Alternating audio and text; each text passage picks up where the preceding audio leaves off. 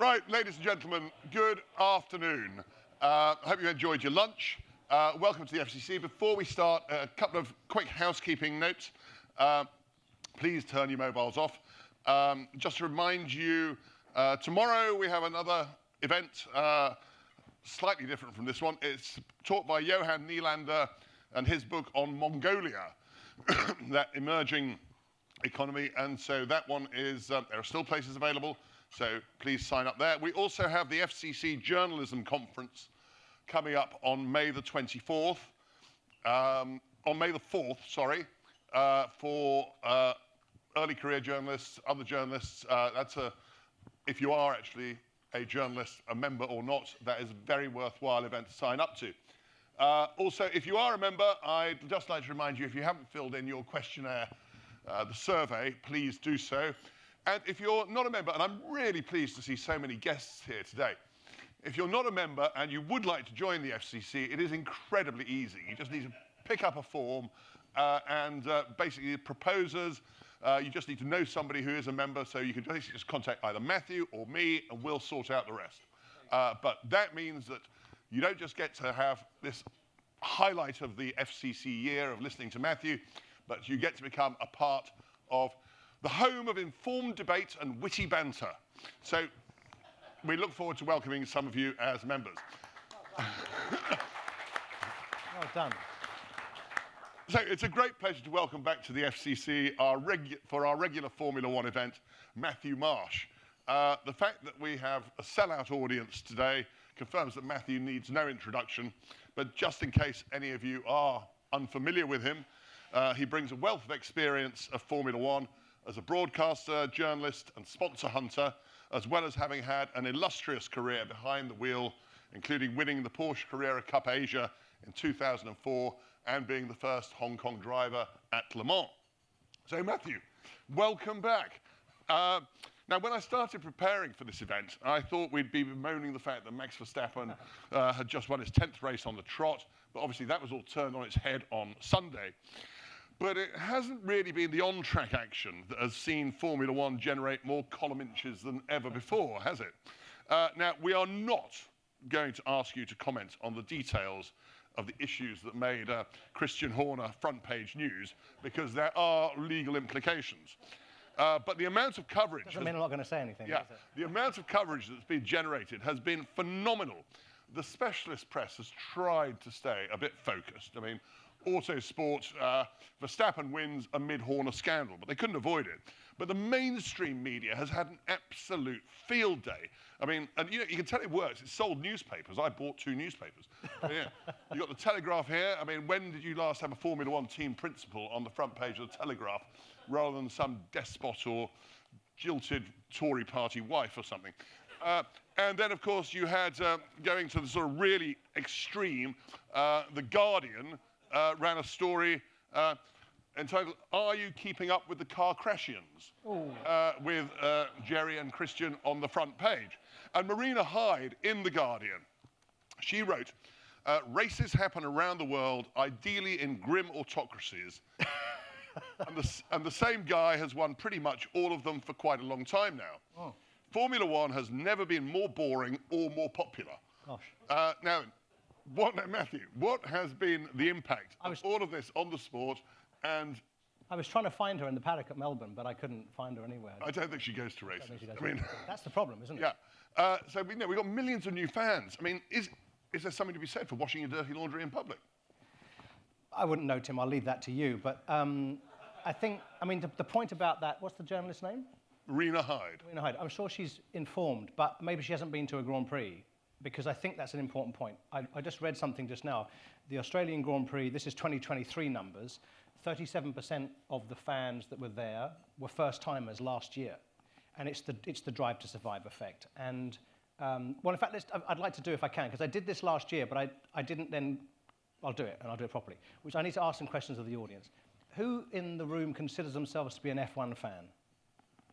Okay, so I'm basically 100%, okay? And I'm saying that out loud because last year I didn't do that, and for those watching on YouTube, it was like, well, what's the answer? So 100% consider themselves to be F1 fan. How many of you in the room consider yourselves to be F1 fans because of Drive to Survive? Okay, so there's 4 or 5 of you, welcome, and that's fantastic. 53% of US adult Formula One fans credit Drive to Survive. So it's an extraordinary, particularly in markets that weren't that into Formula One, it's an extraordinary thing. How many of you watch more than half of the races live on TV? So I would say that's 70%. It's obviously F1 fans in the room, but that's good. How many of you have been to a Formula One Grand Prix? About the same, well, a lot, actually, almost everybody. Fantastic. Okay, great. Actually, almost more than those that watch it live on TV, which is, to my point, really. It's an incredible event to be at. How many of you in the room have had a dialogue with a Formula One team principal on WhatsApp? Very pleased to see that, ladies and gentlemen. Keep it that way. Keep it that way. Sorry, have I gone off message? No, you've gone off message, yeah, don't worry. So, obviously, it has not had any impact, but it must do when you're talking to sponsors. If you're in the marketing department, you go up to see your CEO and say, I've got this great idea, we're going to put $10 million into sponsoring a Formula One team. Yeah. And he'll turn around and say, well, no. What about all the headlines? What about all the other stuff? Susie Wolff and all the stuff with the FIA. I think that if you're talking to a Formula One fan, we know about it, the things that are coming out. Most of the time when I'm speaking to people, in my commercial activities, I'm speaking to people who aren't necessarily into the sport, and I'm speaking about, how they can use it to further their business objectives and brand objectives. So a lot of people don't know, I think, actually, or don't care, so they're not really following it as much as we are. It's the same thing, actually, when you speak to a sponsor, I find quite often, I'm saying, don't worry about your logo on the race car, which I shouldn't necessarily be saying if I'm in the world of sponsorship, but I believe there's so much more to do. Nonetheless, when you speak to a sponsor, when they watch it on television, they see their logo on the screen because it's what they're looking for. But sometimes I say that's the opposite side of, I don't think many people are actually seeing it. The second thing is, to your point, the daily newspapers do the scandal stuff, but they're not actually really able to reveal anything specific, because what are the specifics of the case with Christian?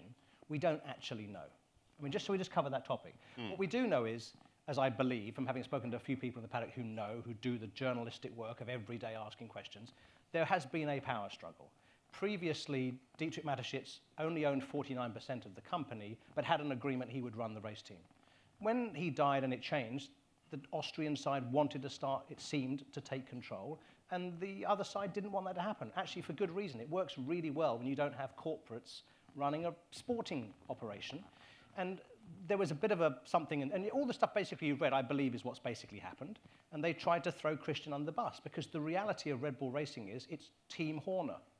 He built that team. He runs that team. The people follow him. And you can see it in the body language of the people around him on the TV. You just watch it. They're not shunning him at all. So then as for the what's happened stuff, there's, again, whatever you've read, basically I understand is kind of true.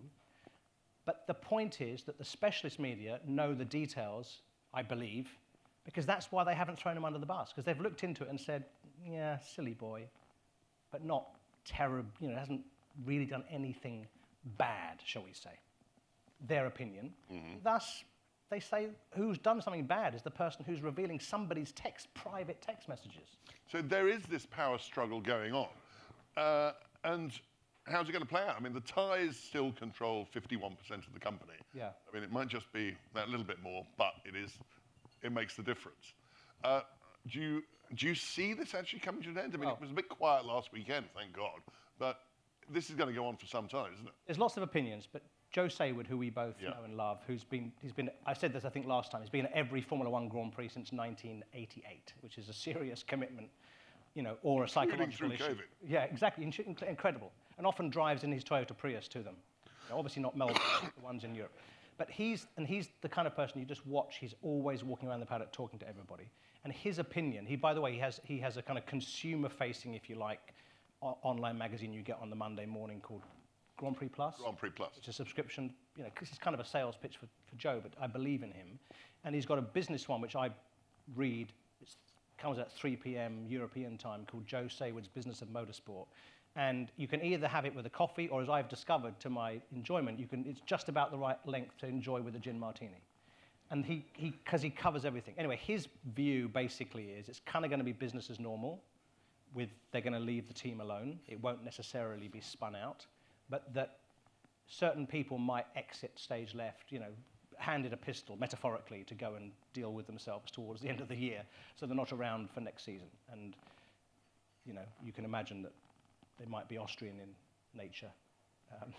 So do you, is this mainstream media that's stirring up? Do you think Max Verstappen will leave Red Bull? And if you were running Red Bull and you had to choose between, do I keep Max Verstappen or Adrian Newey, which one would you do? Oh, well, let's do the room first to give me time to think about this. Who's for Adrian Newey? Yeah. Oh, who's for Max Verstappen then?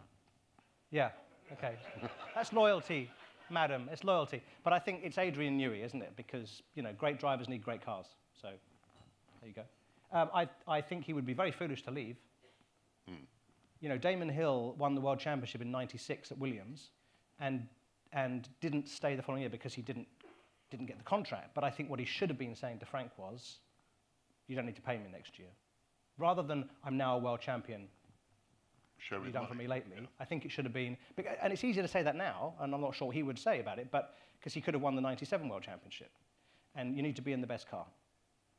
We can see Felipe Massa's now suing or whatever he's doing, because he understands that had he been a world champion, he'd be up here rather than me. So that would be, we could charge you even more for lunch. We'd always choose you. Yeah, and going on to that sort of Massa scandal, or it's not a scandal, that seems a fairly misguided case, does it? It's 2008. Is he just being badly advised by his lawyers? I've kind of read it and thought, what? And don't really understand it I don't understand it, actually, because if a competitor cheated, which it does seem, I think it was agreed in the courts that Renault were cheating and Fernando Alonso they should have just taken the victory away, which would have meant that they wouldn't make the whole race invalid. Abu Dhabi 2021 was the example of that. The last lap was not held to the regulations of the Formula One World Championship. The reason Mercedes did not pursue it to the end, I believe, having spoken to lawyers, is if you pursue it to the end, it would have been, yes, you're correct, what's the remedy that works in this situation and one similar to it, when one lap has not been held to the regulations? And it can't be cut out that lap, because it works if it's the last lap, but not if it's lap 24. So then you might have said the race should be made null and void, which is why Mercedes didn't prosecute it, because they wouldn't have won the championship anyway, and they would have detonated their sport. In the same way, what's Mass? I don't know. So that's a long way of saying I have no idea what he's doing. Okay. Now, let's just look at some of the good news stories Yes. so far this year. Ferrari, they're actually doing not badly, and it's quite close at the top of the championship after Australia. The whole news cycle before Hornergate did seem to have a very strong Ferrari influence. Sans, he had a great recovery from appendicitis to win that race. Ollie Behrman was magnificent in the time that he stepped in when Sans was under the operating theatre. And then we got Lewis Hamilton announced as he's going there for next year. Do you think Ferrari's made a mistake? No, I don't. Well, no. It's a shame for Carlos, isn't it? Because he's a terrific character. It's also a shame because what a great duo, those two teammates together. You can see it really works well. It's a nice team. I had an interesting conversation with somebody from the commercial side of Ferrari in Melbourne, and she said that she's been there for some years, that the team has changed, the company has changed a lot in the last 5 years. It's a new CEO. He's made it more approachable, more friendly, which I've noticed, actually. Started to really, yeah, you're right. And that you may know they have a fashion line now, not licensed. They make beautiful clothes now, and there's various things that they're into the 21st century. And her comment was, we couldn't have had Lewis 5 years ago. Lewis wouldn't have come 5 years ago because there was that kind of line around Ferrari. So I think great idea to get Lewis in. It'll be great for the Ferrari brand. The combination is a multiplier effect, I think. And the share price went up 4%. Yeah. So, I think it's all good from that point of view. I think from their point of view also, at the moment, you've got these two drivers who are they're 9s out of 10s, aren't they? They haven't quite yet proved, particularly Charles, who's the team leader, if you like, in inverted commas, and the one they wanted to keep. And yet, as we saw in Melbourne, he should have been ahead of Carlos. He should have been the one qualifying second. Carlos got it right that weekend when it comes to these difficult situations with tyres. So, but the great thing is in the future, when you've got Lewis, it's like having Michael Schumacher at Ferrari. You know, we haven't won in the Michael Schumacher era when he came in '96. They hadn't won a world championship since 1979, so it's pretty easy to say this bloke won 2 world championships in the past 2 years. Let's follow him. And the same thing I think with Lewis now. If Lewis says we should do this, it's easier for Ferrari now to say, okay, that's north, than if you've got Charles or Carlos and there's a debate, you know, who you're going to follow. So, and do you think Lewis has got it right? I mean, it's not a romantic dream to drive for Ferrari. I mean, is it as inspired as his move to Mercedes, or is it one last dollop in the pension pot? Both. All three of those things. I think it's looking inspired at the moment, isn't it? Because Mercedes is looking just lost. It's still okay, but lost compared to what they should be. I'm just thinking carefully, slightly for a second. If you can hear the grinding of cogs, that's my brain. So there's a man called Mark Hines, who was a British Formula 3 champion, and then was helping Lewis in his early years. And he helped Lewis, you know, I don't say managed, he was working for Lewis and with Lewis and whatever. And about 4 years ago, he stopped working with Lewis, and he works with a man called Graham Loudon. Again, they've worked together in the past, and they helped Zhou Guanyu navigate his way into Formula One. You have critical to have people who understand the sport, who can say the right things to team principals. Mark, absolutely. Graham, absolutely. Combination, fantastic. I was talking to Mark in January about something commercial, and I said, what else are you up to? And he said, oh, well, I'm going to be working with my old friend again. I said, oh, wow. Purely on the racing side. And that's all he said, because he's careful, of course. And I said, oh, wow. And I went away thinking, that's really good that Lewis is thinking, I've got a couple of years left, I've got to get this right, I need somebody with me who's got a racing brain who I can trust. Of course, when the news was revealed, I thought, okay, I know what Mark's been working on. And from talking to Mark, I can see, yes, it was very well thought through. Mark throws out things as I'm talking to him. I'm helping Toyota with their young driver program at the moment, and we've got a guy in Formula 2, and I was talking about next year, and he said, you need to look at this team. They've got this engineer, and if they can keep him. So it's that kind of detail, you know, the right amount of money, the right engineer. So they would have done, it wasn't a case of just, I'll look great in red, you know, I can sell lots of merch. It would be, I think we could win the World Championship here, and what a story that would be. And has he got his eye on 2026 and the change in the regulations, which everybody else seems to? I mean, people are saying that one of the reasons Verstappen is maybe going to exercise his Horner clauses because the Ford powertrain isn't really up to scratch. I mean, has Lewis seen something in Ferrari like what he saw in Mercedes when he went there? And they're almost writing off this year and next year, which is a bit disappointing for the fans, isn't it? Because we're always saying, well, okay, Max can have those 2 years, and then we'll start again.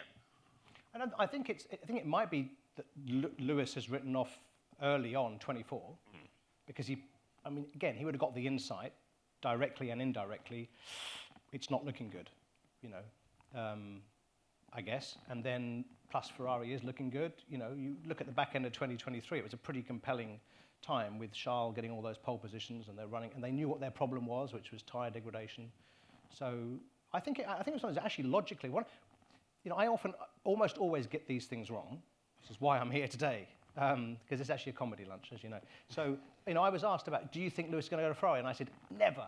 You know, the next day it revealed that he is going to Ferrari. Because it didn't make sense to me until it was happening, at which point, it all makes sense. So it all adds up, actually. So. Yeah. Right, so, and what's going to happen to Carlos now? I'm hoping. I mean, he's in demand, surely. Red Bull, come on. Right? We think Red Bull? Well, didn't he have a bit of a fractious relationship when he was... Yeah, but, you know, people forget that. You know, if people have fractious relationships and then they've got the best car on the grid, guess what? Yeah, they don't have a fractious... I think it's fine. I think that's absolutely fine. Doesn't his dad still drive for Red Bull, with Red Bull? Yeah, in the Dakar, yeah. I don't know. I think that, you know, on that topic, as we saw and as we have seen repeatedly, you know, the best data point was Melbourne, which was when Max doesn't win, the next guy, the other guy, is finishing. I know he had a penalty, but he had a penalty in qualifying, didn't he, for impeding? So he started a little way back. But Max can start basically anywhere on the grid, and within reason will win the race. And his teammate can't. Now, a lot of that is Max, but the car is really good. So come on. And I think they need to change for next year. And it's not going to be Daniel Ricciardo, is it? So Carlos, I think, would be a good... Now, you mentioned there Daniel Ricciardo. Or Alonso. I mean, we've got a few oldies in the field, and we didn't have a single new driver come in this year. I know, it's terrible. I mean, there's this bottleneck at the top. Yeah. Isn't it time we've got to move some of these guys out? Broom. So, actually, I made a list of this earlier because there's 13 drivers. I'm not going to read out the 13 drivers. There's 13. Gunter said 13 you think should be out? Well, no, about half of them. But Gunter was saying last week there's 13 drivers whose contracts aren't yet for 2025. I won't bore you with the details. But as examples, Daniel Ricciardo, great guy. Enjoy your retirement. Kevin Magnussen, terrific guy. Young family and all that. Lance Stroll, got things to do, I'm sure. Logan Sargent, actually, I'd like to see Logan continue because I think he was brought in too early. He's an American. We need an American in the sport. It's another topic we can get onto. And then there's others. Bottas. Joe is doing a really good job, I think. If you watch the lap times during the race, like Sargent actually has races where he's doing a really good job compared to Albon. His lap times are very similar on the same kind of tyres, but you never see it because it's Alex who's qualified a bit further ahead who makes the whole race really good. So, but Joe I'd like to see stay. Bottas, again, he can retire now. He's very well. Hulk would be good to stay. Magnussen can go. Ocon probably to Mercedes, I guess. Anyway, there's a bunch of people we could see. And then you've got people like Liam Lawson, come along. Yeah. If you watch the Drive to Survive series, it suddenly reminds you of last year when he jumped in Zandvoort with no practice and did a great job. He jumped in Singapore, which is the hardest Grand Prix on the calendar, and scored points. And at that point, he must have been thinking, I'm set now. And then to be told he's not racing the following year, it's ludicrous. So I think, no, I was going to say, but Daniel has a very good relationship with Christian, whether it's on WhatsApp or otherwise, I don't know. I'd like to see Yuki Tsunoda stay. I'm really pleased, actually, that Daniel isn't doing well. Not because of Daniel, but because I think Yuki is doing well, but we don't know. There's no benchmark. He's never been up against somebody that we rate, who's, Daniel we rate, but not today. Well, talking of super subs coming in, I mean, Behrman did a great job when he came in. Yeah. He's having a crap year in Formula 2. Was that one race where he jumped in the Ferrari, making your debut in a Ferrari? I mean, it's great people who've done it over the years, Clay Regazzoni, everybody. I mean, is that one race going to be enough? I mean, to actually get him into F1 next year, rather than just sort of tooling around in a few practice sessions for Haas? I think it is, and I think that's kind of ludicrous. Yeah, it is. No, I think he's brilliant, and from the beginning, I heard, some people in Formula 3 saying this guy is mega. And the friend who told me that told the team manager at Mercedes, you want this guy, and he didn't, and then Ferrari got him, and Ron Meadows at Mercedes apparently has been like, I should have followed that advice. Behrman is really good. But there's also other great drivers around, and they haven't had a chance to drive a Ferrari Formula 1 car and show what they can do. I think that, Drugovic, the Brazilian, should be in that other Aston Martin. He'd be doing a great job, and there's many, many. So, but yes, he's done a great job. He's got the backing of Ferrari. Haas probably need to but freshen up next year. So keep one maybe guy who's experienced, it works, but I would see Behrman in the Haas. It makes sense. Now, you mentioned just earlier there, good. Sorry, one more thing. Yep. On the Formula 2 thing, because it was an important point you made. Yeah. He's having inverted commas, had been a bad year. We're at race 3 now, and he was on the pole, don't forget, at Jeddah, but then picked it up. And by the way, talk about ridiculous rules. In Formula 2, you score a point for being on pole. He qualified, in the qualifying session, he was the fastest. It's called pole position, because you then start in this position. Because he didn't actually start the race, they took the point away. But he still did the lap, for crying out loud. He still could have been in hospital, right? And I think it's absolutely ridiculous. But people say, it's because he didn't start the race. Like, that's a point for qualifying. And it would have been so nice that he scored a point for qualifying in the Formula 2 race and 6 points or whatever it was in the Formula 1 race. That would have been really fun. Anyway. You mentioned Günther Steiner. Now then, one thing that I've noticed over the last few years, and mainly, I suppose, down to this TV series, is the rise of the team principal as a sort of rock star. I mean, Christian Horner, Toto Wolff, they can't go into a restaurant without being mobbed. They have their own entourage. It's not like days I remember queuing up with Ken Tyrrell for a chips and mayonnaise in Holland. And Günther Steiner, he had this massive following before he was fired. Last week, you hosted Günther at an event in Melbourne, which attracted even more people than we've got here. No, but it's a bigger venue, though. It's a bigger venue. Bigger venue. Yeah. Yeah, okay. That's why. And how's he doing? How's he coping with redundancy? And what do you have? What's your feeling about this sort of elevation of the team principal to a megastar? Well, he's doing well. He's going to be busier, not busier necessarily. He's going to be very busy this year. So, a bit of context. I was working on a sponsorship deal for a brand, and Haas was the scenario. Having gone through various iterations of what might work for them, Haas was the answer with using Gunter. So the assets were around using Gunter, but with the Haas story. And it was all lined up, and everybody was happy. And we got to Christmas, and it was like, okay, let's pick this up Jan 1. And then I got a text message like, no, from the client. What are we going to do? And I said, give me a week, because I didn't know the answer. Just give me a week. So I text Gunter, how you doing? Yeah, good, Matt. Gunter has a composites business in North Carolina. He started in '09 when he stopped running the NASCAR team. So he's fine, by the way. And anyway, the long story short is, I went back to the client and said, I think we can do the deal we wanted to do, but we just do it with Gunter, because he's only going to be actually more popular now that he has been, in inverted commas, fired. And it's become absolutely true. So this combines everything you said. It doesn't matter about the logo on the car. Yeah.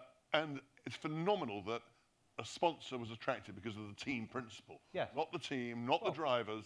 And a year ago, at the Melbourne Park, a friend, Nick Bauer, who's with now 10 in Australia, he'd been at Fox. When I was on the TV, he had that difficult job of selling advertising around people like me, which obviously is much easier now in Australia. And he said, Gunter, all the people in our suite, because Paramount is a sponsor of Formula One, they all keep pointing, looking for Gunter on the pit wall. And I said, I'll tell him, I'm seeing him tomorrow. He said, get him to come up to the suite. So I went to Gunter and asked him. He said, yeah, sure, why not? So we went up to the suite.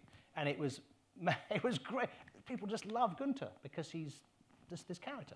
So this year I went back and I said, Gunter's got some spare time. And this time you could pay him. They're like, yes. He was on Network 10, really busy.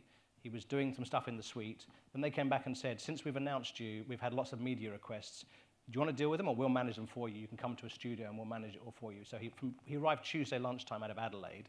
He'd been at the Motorsport Festival, changed at the hotel, straight in there, did media, met us for dinner, and then the next day he was doing photo shoot, and then he was doing a preview show, and at one point he was supposed to be up in the suite, and he couldn't get there. And Nick Bauer said, do you think Gunter would mind if we get him a security guard? Because it would just make things so much easier. So, Gunter's going to be busy. He's doing 6 or 7 shows for the German TV station. He's doing some French TV. He's got events he's a Miami Grand Prix ambassador.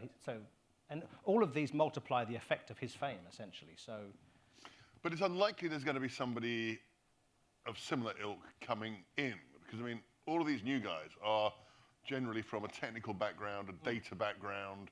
Gunter's got a technical background. But, you wouldn't see James Bowles becoming like Gunter or many of the other team principals.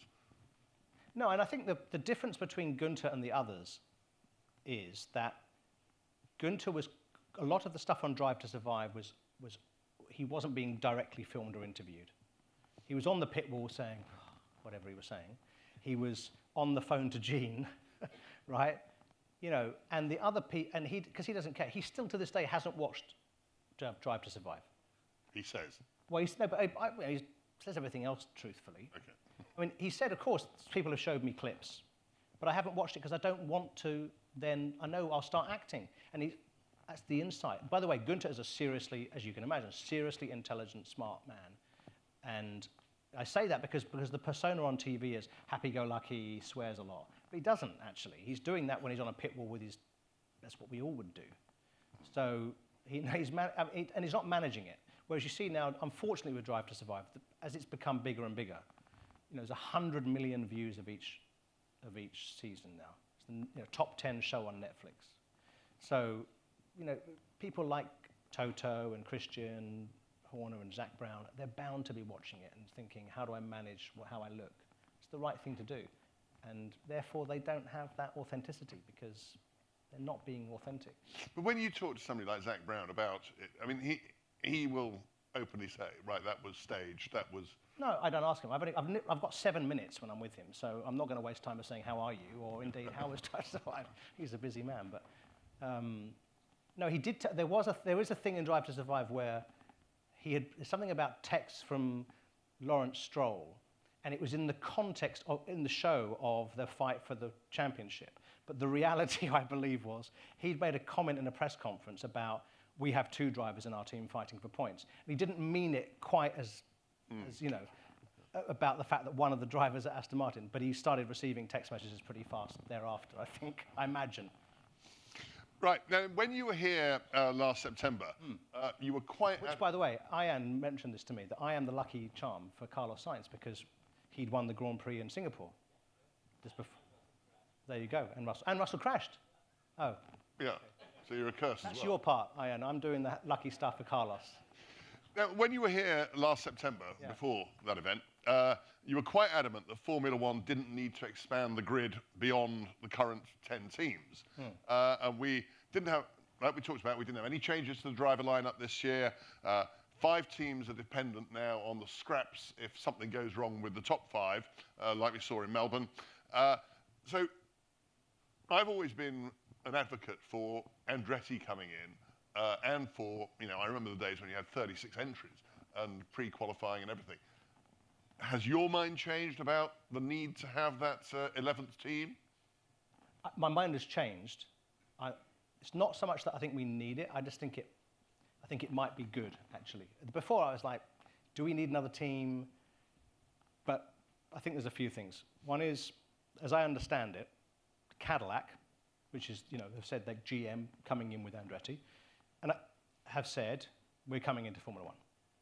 And they have 100 and something people working on 2 or 3 different programs around the engine program for when the time comes. So they've decided they're coming, and in a sense, and this is General Motors, right? It's a bit like a Toyota or whatever. We can wait, and we'll prove that we're ready to come.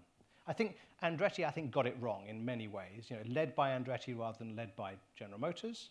Andretti is a great name if you're a motorsport fan, but General Motors is a great name if you're anybody. I think they should have led with General Motors, and maybe they weren't ready to lead with them. But anyway, that's the thing that's now, I think, different, is it's going to become, I'm guessing, more led by GM with Andretti.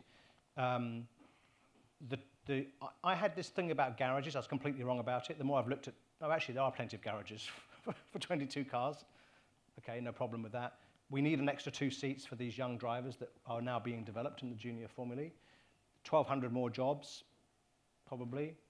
So I think it's probably good. Timing's right. You know, I think that's a good question. Is that if they come in 26 and they're trying to create their own power unit by 26, it's not going to be very good.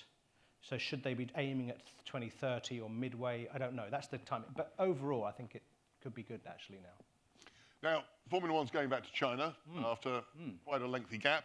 A lot of ground to make up on the US since China dropped off because of COVID. I mean, is China still one of the great untapped markets? Is Zhou going to be the megastar that people in Formula One hoped with the first Chinese driver? I mean, is China going to get back on the front foot as far as Formula One's concerned? I do hope so, and we saw that a lot of the hospitality tickets sold out almost immediately when they were announced early this year or back end of last. Zhou is about to become really famous in China, I think, because he's already got quite a lot of brands that he's doing ambassadorships for in China. So you see his picture. I haven't been recently, but you see his picture on buildings, which is good. There's a film coming out the week of the Grand Prix called, I think it's The Only One, because he is the only ever Chinese driver to be in Formula One. I've seen the trailer. Mark Hines, as I mentioned, is managing him with Graham Loudon. I saw a trailer. It's got a lot of Formula One support. You can see that because there's a lot of F1 footage in it. So they're clearly very behind it, as they should be, because it's a godsend for them business-wise. It's a good story. I think he's a great driver. I hope he gets another year and maybe in a better car so he can actually show. Now, when was the last time Zhou crashed? When was the last time Zhou was, more than... Well, he's typically slightly ahead or slightly behind Valtteri, about the same pace. And Valtteri was the guy who out-qualified Lewis Hamilton from time to time. So, come on, it should be all good. Let's throw this open to the floor. Anybody got any questions I'd like to put to Matthew Marsh? Yes, Nigel Sharman. There's a microphone on the way. Thank you. Sky's idea of coverage of F1 now seems to be coming from a back lot in Austerley. Is there any particular reason why they've decided to dump the pit lane? Is it falling revenues of F1, falling revenues of Sky? Is it giving the presenters more time with their families, saving the world for fewer carbon emissions? It's just taken the atmosphere right out of it. Well, it's only for the flyaway races, Nigel, that they're doing this. So what Nigel's mentioning is that the Sky coverage of Formula One, which is you can see it here in Asia on beIN, went from being a cast of however many it is, about 10, I think, presenters they have, to being, I think there was the 2 commentators and 1 or 2 people in the paddock. And the rest are in a studio, which is, it's what I used to do at Fox, and occasionally one of us would be on site. So I think there's a combination of factors. I think the first one is across Formula One, there is a drive to not be inappropriate when it comes to burning carbon, right? Basically, it's a better way of putting it. So I don't want to use a sustainability word.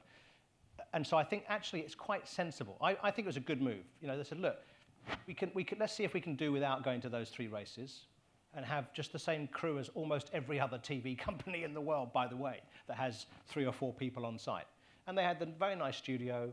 They've saved a load of money as well as showing with their actions they're not going to just send people willy-nilly to a race. So I'm quite supportive of it. I get your point, it's different, but you're in the time zone. Many people in the UK probably were sleeping, so. Nikki. Matthew, as you said, and as you well know, the ladder to F1 has never been more full, and there's all full grids in F2, F3 down. What do you think of Peter Windsor's idea to have a second tier of Formula One for the reserve and test drivers? Not on the same weekend as Formula One Grand Prix, using the season before's car. Do you think that would dilute Formula One, or do you think it would give the vast hordes of talent that are really backing up now a chance to get in front of the public? Gosh. And the other teams? So I can say what I like, because I know Peter very well, and he never reads or listens to anybody else's, which is why he's got such interesting, unique ideas. And that's something he taught me a long time ago, which is don't listen to anybody else, which is the excuse about my wife not getting on with me sometimes. I'm not sure about that, because I think as we've got Formula One, and we all watch it here in the room, as we've established. We've got Formula E. Who watches a Formula E race? Who's ever watched a Formula E race? I mean, on TV. Okay, some of it, but not, 50% of you have watched, but I think it was about 10%. So it's good racing. The WEC, World Endurance Championship, or Le Mans. Did anybody watch it last year? Yeah, there was, I think, 6 in a room of 100 people. So it was an amazing race, but we haven't got time. There's 24 Formula One races, right, basically. So I think the problem with Peter's idea is, it's a bit like IndyCar. IndyCar is amazing racing, and that could be called a second-tier F1. But it's, sorry, Mike, it is amazing, isn't it? But the problem is, you've only got so much time to watch something that's entertainment. I think there's some problems with the system. I've been saying for a long time I felt that if we could have some kind of testing going on, that then it would be more obvious now that Behrman, to use an example, is ready to take over from Kevin Magnussen, let's say, because he's testing the Haas. He's 1/4 of a second faster every time he goes out. He's going to, I was talking to Damon Hill at name drop, at dinner in Melbourne, and I said, without testing, you wouldn't have become world champion, because he was testing for Williams when they had, in the days in the 90s, of separate test teams, and every time he tested, he would be at least as good as the regular drivers, if not better, giving good feedback and costing £2.50. So why don't we take this guy? But if you haven't, and this is the problem that Mick Schumacher had. One in Formula 3, the championship, one in Formula 2, the championship, didn't have enough testing and therefore started smashing cars against the wall, and then he got his 2 years and he was out. So I don't think Peter's right on that one.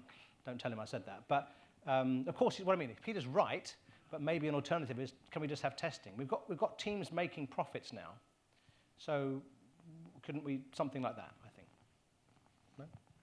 Yes. Bertie. Can I want one more thing? Yeah. In the Formula 2 just launched a new car. And Formula 2 costs at least €2 million a year, okay? at least. If you're in a top team, it's upwards of 2.6, okay? And you need to be in a top team if you're going to win races. So in your second year in Formula 2, you need to be in one, otherwise you're wasting your time. They launched a new car, they launched it this year, and it's having technical problems, and the cars break down, and this, you can't afford a non-score. And I think this is scandalous when, for the junior formula, if you're going to have them as single-make formulae and you're going to have them as part of the F1 situation, and it's going to be that expensive, and it's expensive because, you know, there's a margin, all that kit. The cars have a margin, the spare parts have a margin, and then they fly, you know, they have a round in Australia. Why? Because, you know, people are making money out of that, and it's impacting the kids who have this chance to be champions. I think that's also, there's lots to address there to make sure we get these people taking the places of the tuggers, I think we call them. Yeah. Tuggers in Formula 1. Matthew, I'm surprised you haven't mentioned it yet, but the decisions taken by Williams over the weekend, you haven't mentioned Logan Sargent, but for him to lose his car or his spare chassis because Albon crashed in practice, any particular thoughts on that? Because there are no spare cars allowed in Formula 1, but to lose your chassis through no fault of your own seems a bit strange. There's a few things there, right? One is Alex, people make mistakes, but that he touched a curb and went into the wall, and that curb was being talked about. So I thought Alex is great, but he needs to not make those kind of mistakes. That's the first point. I'm a big fan of Alex Albon. He's very important for the sport and for us in this part of the world. But don't do that again. Secondly, Logan, the good news is that Logan's considered a team member and not somebody who's bringing cash. And it's true. They like him for the fact that he's American, but he's not bringing money to make it for that seat. So the fact that they were able to say to him, team decision, Alex is the best candidate, can't argue with that, yep, do it, actually spoke a lot to the fact that Williams is running as a proper Formula 1 team, making decisions for the teams and scoring points. So actually, I think on balance, Logan comes out of this really well, because he handled it well. When he came on the TV before the start of the race in Melbourne, the crowd were cheering him, and they didn't know probably, they didn't care about Logan before, but now he's a bit like Günther. He's a bit of a hero because he had to give up his car. So I think good, actually. They had to do it. They want to score points. It can make, you know, $10 or $20 million difference if you get a point in a position in the. But he didn't. I agree. But he came 11th. It wasn't far off, right? So. Yes, lady here. Yep. Thank you. In a similar vein to the possibility of having a new team, there was a discussion a couple of years ago around having a third car per team for test drivers. What do you think about the W Series? And are we realistically going to have someone like Leah Block come through and join a Formula 1 team? Is it a possibility, do you think, or is it really just there for show? It's now the W Series, which was the series for women, which was privately owned but supported by Formula 1 in terms of a space on the race weekends of certain races. Unfortunately, it didn't work business-wise, but Formula 1 have created a new version called F1 Academy, right? That's what you're referring to. The top of the, if you like, the pyramid, if you like, at the top is 15 cars in a race. 10 of them are supported by the Formula 1 teams, where I'm sure the CEO said to them, you will be supporting a team in this series, won't you? And they all said, yes, sir, and did that. And now they've got an asset they can use. You know, they've got a young lady who's a racing driver who they should be able to bring into their comms. The drivers are very busy doing commercial work, so that should all be good. Take them to the paddock club, real racing driver, and so on. And the other 5 are supported by sponsors. But that's all great, and I like that. And it will certainly lead to more girls wanting to become racing drivers because they see, and over time, the pool will get bigger, and maybe one day, if we're really lucky, one of them will be good enough to be a Formula 1 driver. That's only by increasing the pool do we get, if you've got whatever it is, I don't know how many female racing drivers there are, but not very many compared to lots and lots of boys, so we need to get to that point, okay? But I think much more importantly is this. Formula 1, because they can control it, have said, we want to encourage more young girls and women to be engaged in our sport. That can be as a driver, it can be as an engineer, it can be in commercial, it can be in an admin, it can be in whatever you like. It can be as a fan. And so the program is, in the days leading up to the Grand Prix, where there's an F1 Academy race, there's all these activities. And they're starting and they're building up. But over time, I think that's the difference. What we're starting to see on merit is that the best strategists in the business, Hannah Schmitz at Red Bull as an example, how often do Red Bull get their strategy wrong? Right? How often do we hear Ferrari saying, checking? I bet Hannah doesn't say checking. She knows the answer before it's asked. And she's there on merit. And the same thing is true. There's somebody very senior at Mercedes. There's somebody very senior at Sauber, and so on. So my point is, men and women are different. It's probably that boys want to drive racing cars more than do girls, and therefore we get them. Girls are better, it seems, at data analysis than boys, generally, and so on. Yes, here. Thanks. Actually, my question was very similar. Like, how long was it going to be until we saw a female in an F1 seat? Yeah. But I think it's interesting as well. We've got the sponsorship happening now too, with Charlotte Tilbury sponsoring the car as well. So I think that is important. But then if you look at the history of all the other drivers, it starts at the go-karting level, doesn't it? So how do we get the girls there? I think it's role models. And to your point, again, because now Formula One owns it, they can put a certain amount of extra leverage behind F1 Academy that will attract. Tommy Hilfiger is the clothing brand for the series. Charlotte Tilbury has a car in the series. Puma's involved with it, and so on, right? And I've got a 13-year-old daughter, and she's that kind of drive. I know that most of the time it's because she's at school, and they start to talk about Charles Leclerc, Carlos Sainz, and she wants to be kind of cool, which is fine. But she actually said to me the other day, "Can we go karting?" This is obviously a nightmare for any parent. I don't want my kid doing motor racing, not because of the danger, but because the danger financially. I don't have 10 million euros, right? Yes, in the corner here. You sort of addressed it earlier on. Can you use the microphone? Lance Stroll and his impact that he's had. Outsider comes in with a lot of money. Everyone thinks he's going to fail. He's just got a seat for his son. He's still there. He's bought Aston Martin. He's fighting halfway up the grid. Can you talk a bit about that and how you think it's going to pan out, whether there's going to be other Lance Strolls coming in, throwing the money at it?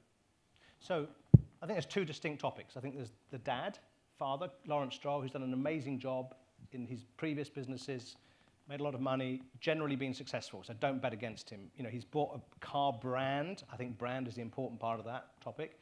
He's bought a Formula One team. The two kind of multiply off each other, and he's leveraged it. He's brought in really good. He's done all the things that great business leaders do, which isn't easy. Simple but not easy. And you see the success. Great sponsors coming in, and he convinced Fernando Alonso to join. The one thing, which is understandable, but his son is a good, competent racing driver who has deserved a chance in Formula One. But the problem now is, if Aston Martin is fighting for P4 in the constructors, they need a guy who's as good as Fernando, and they can afford him. They could have Carlos Sainz, they could have Liam Lawson, and da-da-da-da-da.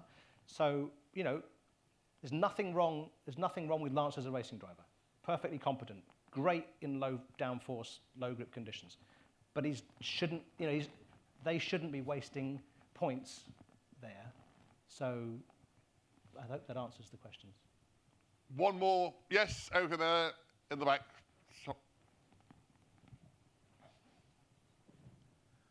Thanks, Tim. Thanks, Matthew. I know, because I was slightly involved in it, Mike Rouse in the noughties paid a bond to Bernie Ecclestone and had a meeting with him about bringing F1 to Hong Kong. And my understanding of that meeting was Bernie wanted a track to be built rather than a street circuit. I disagreed vehemently and still disagree vehemently with that. Unfortunately, that ball was dropped. It was picked up by Singapore. As you said, Matthew, a fantastic circuit. They kind of added bells and whistles and made it a night race. Do you think there's any possibility? Hong Kong is in need of rejuvenation. Is Formula One an opportunity for Hong Kong to get its mojo back internationally with a road race? Okay, let me answer it in two ways. I think for Singapore, having a Formula One Grand Prix was perfect as part of a 20-year plan. If you remember, 20 years ago, when it was 2008, almost 20 years ago, Singapore wasn't what Singapore is today. And the government had a plan, and the Grand Prix was a part of it that they knew was important. I don't believe they knew how important it could be. And it's worked extremely well. Hong Kong is a different city in a different position in time. And if I was giving advice, my advice would be, shut up and leave us alone. Do I say any more? Because for 100 years, we've done really well here by just being left alone to get on with business. I don't think Hong Kong is a tourist destination. People come here and sometimes on holiday. But it's not, if Hong Kong becomes a tourist destination, we've lost, right? Because we ain't Phuket. So we should be left alone to get on with the business. And we need people to stop talking. I'm going to do it in a second. Stop talking every day and let us get back to business. Agreed? Agreed. On that note, and of course, we don't need a Grand Prix. We've got chubby hearts. On that note, we are going to draw a line under this event. Matthew, as always, thanks for your insights. Great to have you here. We look forward to having you back. Probably maybe later in this evening when Carlos Sainz is leading the championship. Exactly. As always, we never let anybody leave the FCC. Fantastic. Yet another one of these. You're going to be able to sort of have a whole F1 team round for a tea party. There's you an are, my idea. friend. Thanks very much. Thank you, everybody. It's so much fun. I just want to say thank you. I really enjoy these. I enjoy these moments because it was a bit like when we, was on TV in the past with Fox. You had to really think carefully before you went into the show of what we've got a limited amount of time, and also because the audience is enthusiastic and knowledgeable and got opinions, and that just makes this so much fun for me. So thank you for coming. It's been brilliant. Thank you, everybody. Look forward to seeing you all again soon. Thanks, mate. Well done. That was good.